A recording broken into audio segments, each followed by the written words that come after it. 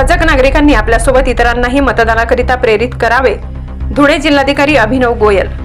मतदार चिठ्ठी मिळाली का? धुळे जिल्हाधिकारी अभिनव गोयल यांनी साधला नागरिकांशी संवाद. आपल्या घरी BLO आले होते का? आपल्याला मतदार चिठ्ठी मिळाली का? यावर असलेला बारकोड कसा स्कॅन करतात आपणास माहिती आहे काय? कुटुंबातील वयोवृद्ध मतदार मतदान केंद्रापर्यंत कसे जाणार? बाहेरगावी असलेले कुटुंबातील मतदार धुळ्यात कधी येणार आहे? यासारख्या प्रश्नरूपी संवादाने नागरिकही आश्चर्यचकित झाले होते. याचे कारणही मुळात तसेच होते. समोर विचारणारे होते धुळे जिल्ह्याचे जिल्हाधिकारी तथा जिल्हा निवडणूक अधिकारी अभिनव गोयल.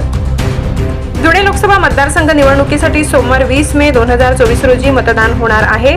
भारत निवडणूक आयोगाच्या सूचनेनुसार लोकसभा निवडणुकीत मतदारांना आपले मतदान कोणत्या मतदान केंद्रावर आहे हे माहीत होण्यासाठी जिल्हा प्रशासनामार्फत BLO मार्फत मतदार चिठ्ठीचे वाटप करण्यात आले आहे. या मतदार चिठ्ठी नागरिकांपर्यंत पोहोचल्याची खातरजमा करणे, एकूणच मतदान प्रक्रियेविषयी नागरिकांच्या भावना जाणून घेणे, जास्तीत जास्त नागरिकांनी मतदान करावे. जिल्हाधिकारी अभिनव गोयल यांनी धुळे शहरातील देवपुरात शिवपार्वती कॉलनी, सत्संग कॉलनी, इंदिरा कॉलनी परिसराला अचानक भेट दिली. यावेळी जिल्हाधिकारी अभिनव गोयल यांनी धुळे जिल्ह्यातील सर्व सजग नागरिकांनी आपल्यासोबत इतरांनाही मतदानाकरिता प्रेरित करावे असे आवाहन केले.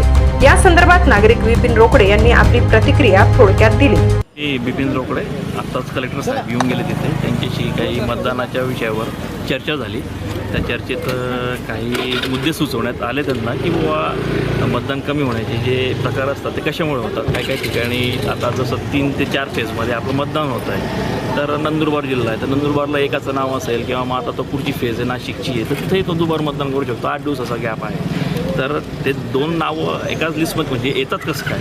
तर कुठेतरी भारतामध्ये एक सेंट्रलाइज सिस्टम हवी की बाबा त्याच्यामध्ये दुबार नाव येणं हे ऑटो डिलीट व्हायला पाहिजे. ते होत नाही. तर एकच मतदार धुळ्यातही करतो आहे किंवा मुंबईतही करतो आहे असंही होतं आहे. दुसरी गोष्ट काही हेल्थ इश्यू आहेत लोकांचे की जे बाबा काही कॅन्सर पेशंट आहेत किंवा पूर्ण बेड रिडन पेशंट आहेत तर त्यांना कुठलीच सुविधा नाही आहे की जे घरी येऊन मतदान करू शकतील.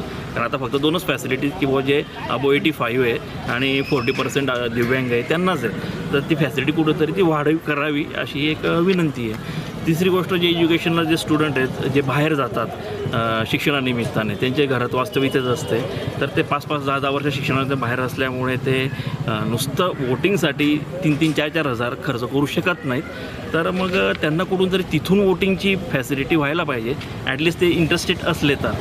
कारण आता जे धुळ्यात आहेत आणि जे मुंबईला आहे त्यांना 3,000 रुपये 4 रुपये भाडं परवडणार नाही. काय त्यांना तेवढं डे ऑफ पण मिळणार नाही. तर मग त्यांचाही काहीतरी केलं पाहिजे. कारण एका घरात 4 जण आईवडील असले तर मुलगा मुली शिक्षणानिमित्त बाहेरच असतात. 10 ते 15 वर्ष शिक्षण चालतं बाहेरचं. तर 3 टर्म म्हणजे 5-5 वर्षाचे आहेत तर ते मतदान करूच शकत नाहीत. तर तेही मतदान आपल्याला इफेक्ट होतं आणि ते 100%कडे आपण वळतच नाही. तर याच्यावरही सिस्टमने काहीतरी विचार करून ते 100%पर्यंत येण्यापर्यंत एक हेल्थ इश्यूज जे आहेत, दुसरं दुबार मतदार, तिसरं तुमचं जे आहे एज्युकेशनल मुलं जे स्टुडंट आहेत त्यांचे विषय, हे 3-4 पॉईंटवर जर सरकारने विचार करून काहीतरी अपडेशन केलं, आयोगाने विचार केला आणि एक सेंट्रलाइज सिस्टम पूर्ण भारतभर उभी केली तर मी तर म्हणतो 140 कोटीपैकी बरेच मतदान कमी होऊन 120-130 कोटी जनता सापडेल.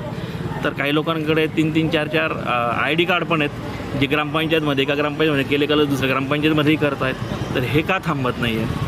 भारताला स्वातंत्र्य 1947 स्वतंत्र झाला. निवडणूक आयोग कधीचा काम करतो आहे. तिथं IAS IPS लोक असतात तर यांनी हा विचार करावा एवढी एक नंबर विनंती.